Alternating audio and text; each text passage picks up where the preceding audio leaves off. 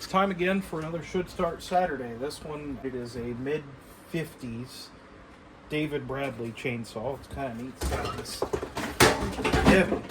It's got this gear drive reduction here, and you can put the bar on the outside. Smells like gas. It's free at least. Oh.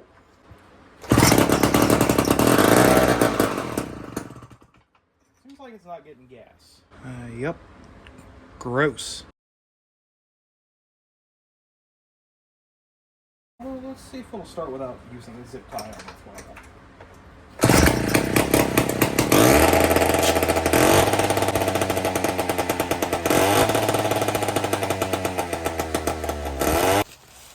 Will it cut?